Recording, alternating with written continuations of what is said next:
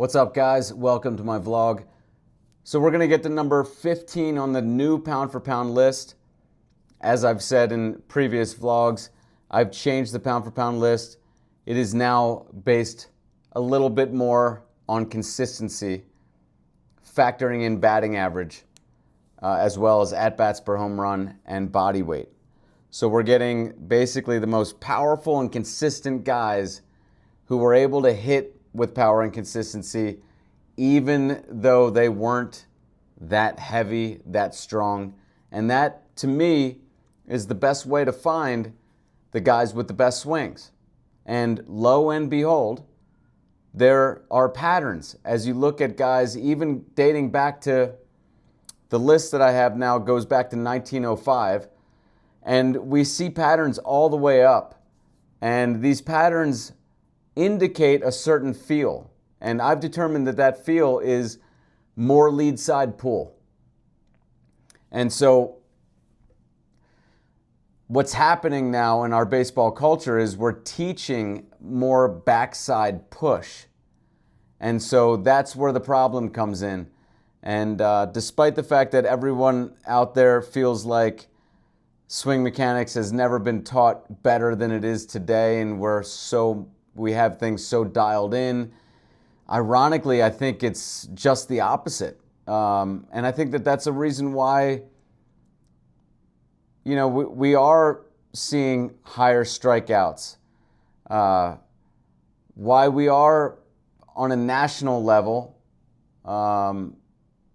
losing to countries that have only a fraction of the population that we have and who didn't invent this game of baseball. We really should be doing better. And I think that the idea that everything is so great right now in swing instruction comes from just having a lot of technology and feedback. And so people erroneously think that that must mean that we've figured out the swing, like we have so much data, but that's not really the way it works. I think a lot of this data has actually led to more confusion. And what's happening is we're just trying to use the data to back up movements that have been taught really since the beginning of swing instruction. So nothing really has changed. No new insights have been gleaned from all this data. I'm hoping to provide you guys with a new insight that I feel is really the key to a great swing, and that is really the simple concept of just utilizing more lead side pull. And really, I know a lot of people out there are like, it can't be that simple. Well, I think it needs to be simple. It needs to be simple. As I dug into the swing, the deeper I dug, the more I realized it has to be simple. This idea that we need to be thinking about each and every body part at one time or another when it comes to the swing, that just leads to inundation with swing thoughts and confusion, and ends up really making people more stiff and robotic, distracts them from being loose and being fluid and just having a natural swing. The best thing you can do is focus on one simple thing, and I think that thing is more lead side pull. That's when you pull with the lead side, it structures the swing mechanically in a much better way. And it's just more conducive to hitting with higher levels of power and consistency. So I want to ask you guys to check out my website. I do have some hats and shirts now on the website. I also have the physical books. I know a lot of you guys want to actually view the physical book rather than the ebook.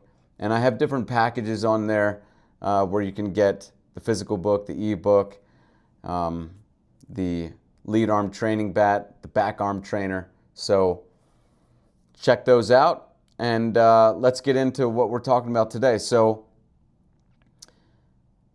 the first thing I want to do is just go over some questions that I've gotten from you guys.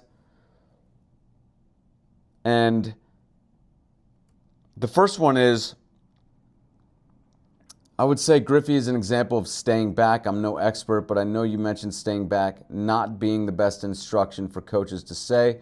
Just curious how you square that with seeing Griffey. So I'm not sure why.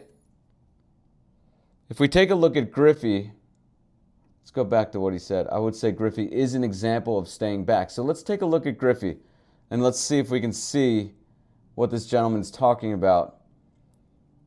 So I don't see that as staying back. If you see video of some of the guys today, they pretty much stay with like this much weight on their back leg that you see Griffey at right here. And then they pretty much just spin on their back leg. So you can see Griffey actually puts some weight on that front leg. And this is, when I say shift weight, guys, this is adequate. This amount of weight. I'm not saying that we need to, throw all of our weight to the front side. You want to throw some, but you don't want to throw too much because then it won't be controllable. Remember, we still want to be able to secondary cushion if we need to.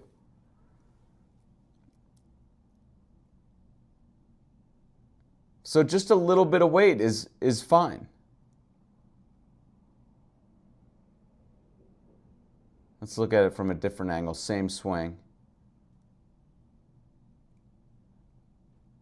Now, Griffey is capable of secondary cushioning if he needs to on that lead side, which is basically just continuing to bend that lead leg, which will allow him to delay that shoulder rotation a little bit. And I'm not saying that his shoulders can't open a little bit. They'll probably open this much as he bends a little more in that lead leg. And then he's able to continue the swing.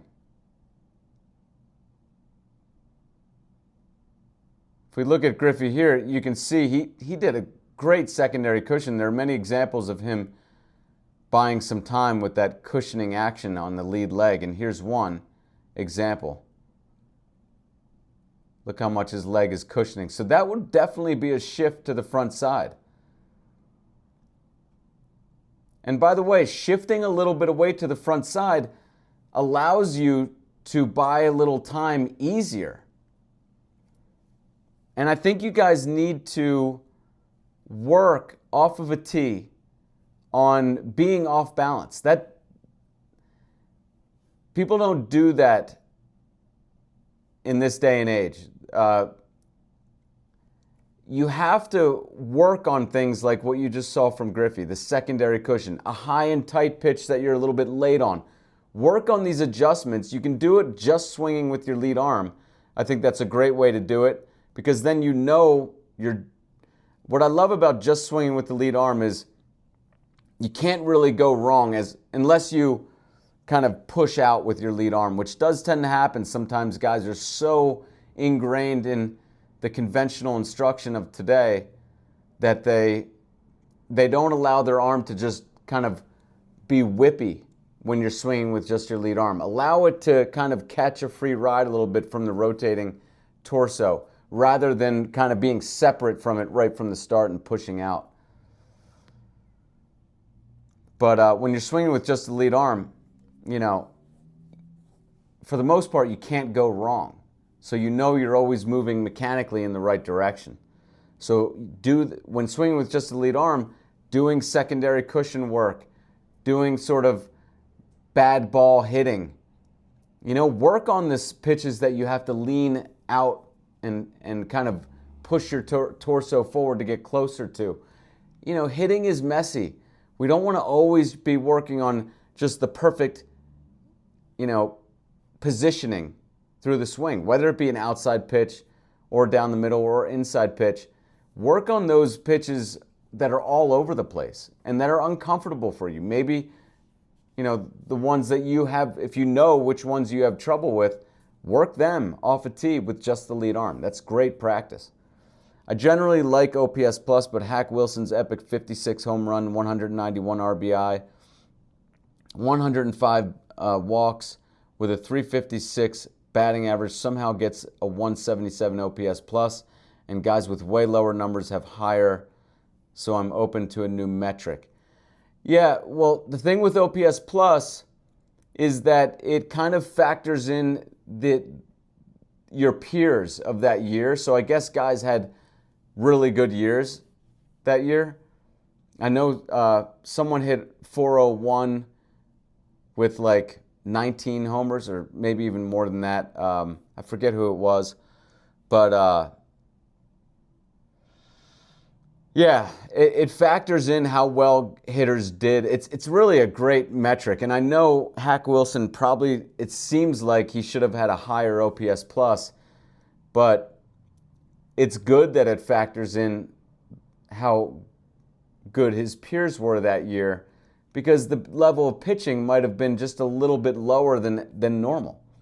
So, plus I think he played in Wrigley Field.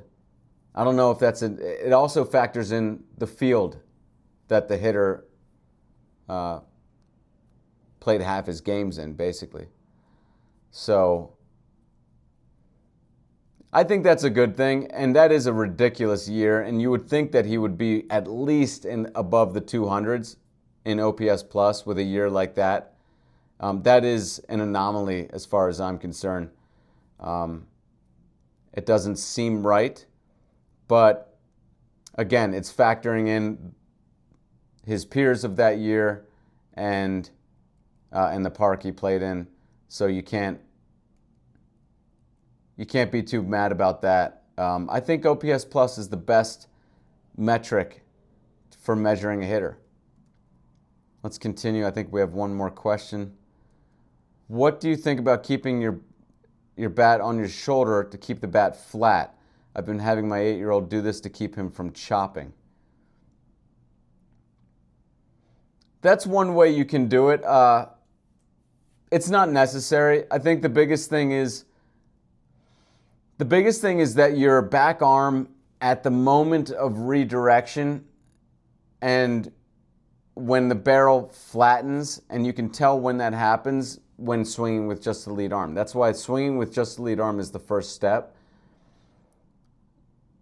As long as the back arm allows that first action where the barrel flattens. Now, most people, that's going to be a completely foreign action because so many want to push out with the lead arm or with the back arm at that point, and it just kind of takes them a little bit off track. It's a counterintuitive move where you're dropping as you rotate. You're dropping that back arm in an almost a precarious position. This is why I think guys with more flexibility probably are at an advantage. Because for guys with less flexibility, that's going to seem really weird and almost like uncomfortable. And if you are one of those people who don't have that kind of flexibility, don't do something that's uncomfortable. Just do something that's relaxed and that allows the flattening to happen. So the important thing is to get that movement right at the start of the forward action where the barrel is flattening. Record your swings if you want to know when is the barrel flattening, at what point, but it's basically at the very start. I like to think of the entire forward swing as kind of two swings. There's like what we just saw from Griffey up until the secondary cushion. That was kind of swing number one, where a wave moves up. Basically, you start to open prior to the front leg really grounding. There's a little bit of an opening action, and then there's a second opening action once the front leg grounds, and then you move another wave up your body. So it's kind of like two waves. And this is something you'll feel more with a more lead side action. But that first wave, that's when the flattening action of the barrel happens. That's when you're going to want to feel the back arm just kind of, what I like to say is it's like it's folding.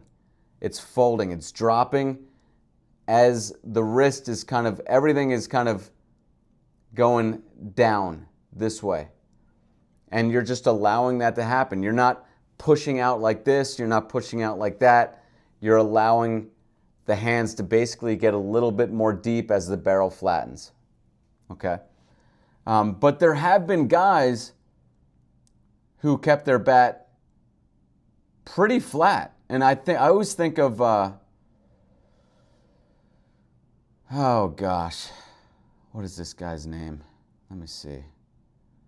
But he's a pound for pound great. Greg Walker, I want to say. Chicago White Sox around 1983, 84, 85. Look at how flat his bat remains. And it's pretty much just right in the same position there. So that's probably what this gentleman's talking about with this question. What do I think of this? Look, you can hit like that. I think that the movement of the bat as you go into redirection is really, it's how you personally want to do it. And if you want to know how do you personally want to do it, swing with just your lead arm.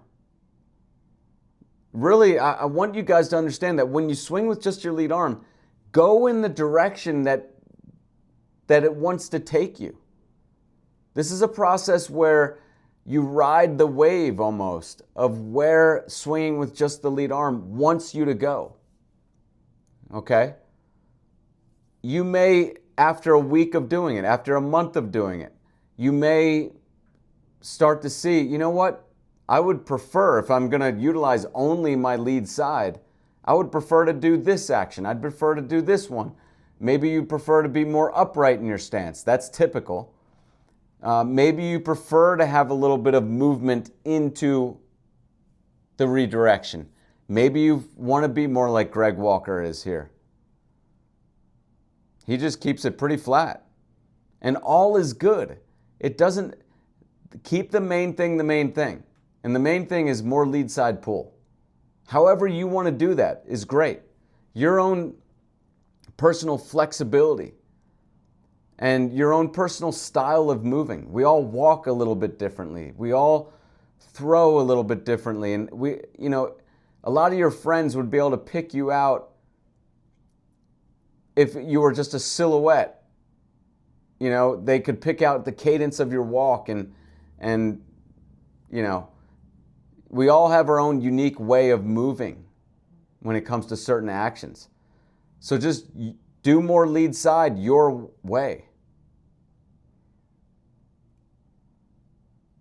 Oh, I wanted to talk about this. This is a guy that is kind of someone that I listen to when it comes to exercise. His name is Baye. And this is way off topic. Well, not way off topic. A lot of times the issue of training for the swing comes up. And I think it's a big mistake, the guys who are doing the swing movement in their training. In other words, simulating a swing or a rotation action while throwing weights around, essentially, in the weight room, or medicine balls. And I think that this is a mistake. You don't need to simulate the swing in your training. If you want to get faster at the swing, you do that in your actual hitting practice, not in your weight training, or your exercise, I should say. Because honestly, I don't even think a lot of you guys should be throwing around weights in the weight room. I think a lot of you guys probably should stick with body weight and slow movement if you are going to do weights. But I think primarily you should see exercises as a time to make yourself more resilient. Build some muscle along the way, but primarily make your joints particularly more resilient, because baseball is so hard on the joints. We're doing a lot of repetitive movement. And the primary goal, I believe, in your exercise should be to strengthen the joints. And then along the way, if you can build some muscle at the same time, and you will be able to without ruining the joints, then do that as well. But let's listen to what Baye says. He's going to be talking about the misconception that if you're moving faster in your exercise that you're recruiting more fast twitch muscles. What he says is you don't need to do that. You just need to go real close to failure. And when you go real close to failure, whether you're moving fast or slow, you're going to recruit more. You're going to end up recruiting all of the muscle fibers, fast twitch and slow twitch. They all kind of contribute. And so you can actually move slow in your training, but still work the muscles, the fast twitch fibers that will lead to faster movement in your baseball training. Now, you might be asking, well, if they both work, if fast moving and slow moving both work, then why not just move fast in the weight room? Well, because it is more damaging to the joints. That's it. And so it's not going to be worth the payoff, right? You want to try to do something in the weight room and in your exercise that is not damaging the joints, right? And if both work, slow movement and fast movement, then pick the one that doesn't damage the joints, which is slow movement. So let's hear what he has to say. It simply is not true. It is incorrect that slowing down your negatives or slowing down your positives is going to not allow you to recruit your fast twitch motor units. It is not true that this is not as effective for increasing muscular strength and size increases. For increasing muscular strength and size. Phrased that poorly. It is, there's so many myths about it. It is not true that moving slowly during exercise will negatively affect your speed in other activities. You want to get fast. You want to move more explosively, more powerfully during other sports. Get stronger. And you can do that, again, you can do that moving fast. You can do it moving really slow. You can do it performing statics or anything in between. Slower is going to be safer. Get stronger. And then practice the skills of your sport as fast as you can perform them correctly and accurately. Okay. So I really like Drew Baye. You guys can check out his website, Drew, D-R-E-W, Baye, B-A-Y-E.com. I also follow a guy, Steve Maxwell. I think that those two guys are the best that I've heard. They are older guys, and as Steve Maxwell always says, you want to learn from guys when it comes to exercise who have been to the other side. What he means by that is guys who are old enough to understand what the stupid exercises are. You don't want it to be damaging your joints. To me, everything you do in your training should be making you a better, more resilient person mentally and physically off the field. If you're sacrificing something off the field, then it's kind of a stupid way to approach it. And you don't have to. That's the thing. You just have to do things correctly, and it'll actually improve you as a player and as a person. I don't buy this thing where, hey, it's a sacrifice. You got to beat yourself up, man. It's just the price of winning. I think that's stupid. I think there's no reason to do that. Again, physically or mentally. That's why I advise all you guys to swing from the other side, for goodness sakes. I understand that we're all in a rush. You know, we think that we're going to waste our time if we're swinging from our weak side. What's the use and all that? Look, you have to balance out the body, at least balance out the body. But for many of you, swinging from the other side is going to be something that if you do it consistently enough, look, you will be able to switch hit. But even if that's not your goal, let's not even make that your goal. It's just a way healthier way to do it. At least do a little bit of swinging from your weak side. So, as you can see, the pound for pound number 15 of all time is Oscar Gamble. Now, Oscar Gamble, what's funny is when I factored in batting average to the pound for pound equation, there was a little rearrangement of some guys, but for the most part, the pound for pound greats are the pound for pound greats. I mean, every single way that I've done the equation, whether I used OPS plus or slugging, you see generally the same guys at the top. And Oscar Gamble's been at the top no matter what equation I used. I think pretty much all the equations work, you know. I could have stuck with probably the first one because you're still going to see a pattern in the pound-for-pound grades. Oscar Gamble hit a home run every 22.5 at-bats. He is probably my favorite of the top pound-for-pound hitters because he's the only one who's 160, listed at 160 on Baseball Reference. Hit a home run every 22.5 at-bats as a 160-pounder is pretty insane. His batting average wasn't too bad. It was 265. His pound-for-pound score is 318. And he is the first guy that we've done in this top 20 countdown who is a lefty hitter who threw righty. And as you can see, look at this action that he has. Real straight lead arm. And look at that pulling action through contact. Talk about pulling your head and not looking at the ball, right? His swing looked a lot like Ben Ogilvy, another 160-pounder who was able to hit the ball real far for his weight. And again, both of them pulled off the ball. Exactly what they teach you not to do. These are both home runs. And you can see they're both in very similar positions. This would be called, by conventional instruction, pulling off the ball, would it not?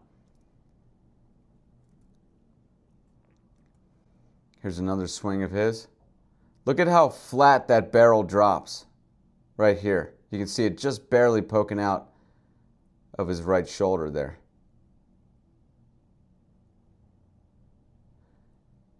Now, look at how hard he swings here.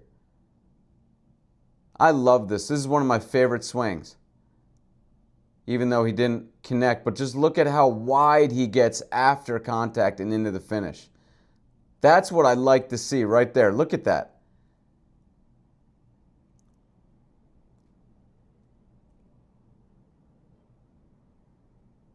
Almost like the fastest part of the swing feels like it's about right here. That's a good feel to go for. Look at how he's almost like reaching at this point. This is the most stretched out part of the swing, almost at finish.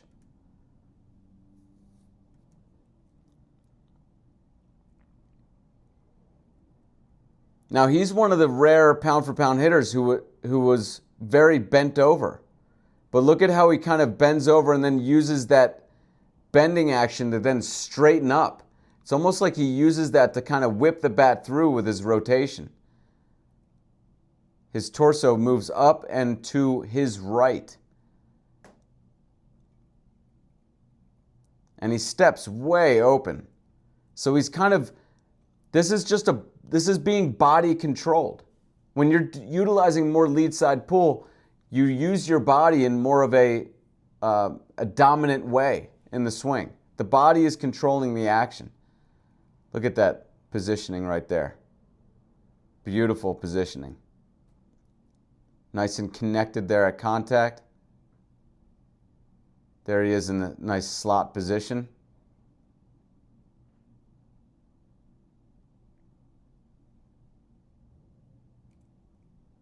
Let's see another swing here.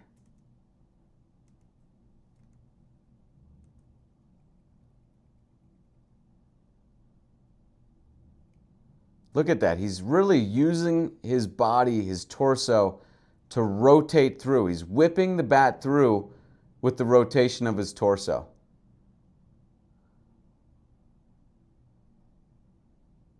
Again, a nice hard swing there too.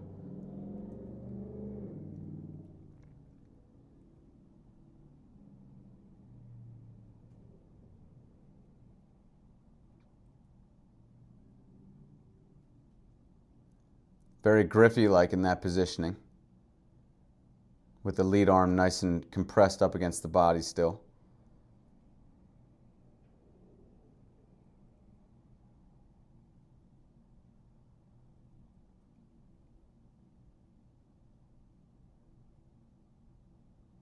Nice hard swing there again.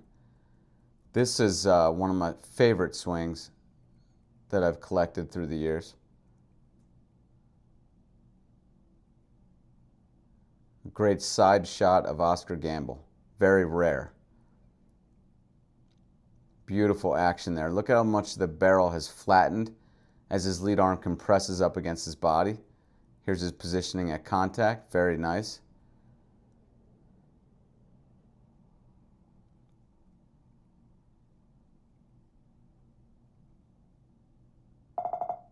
There you go.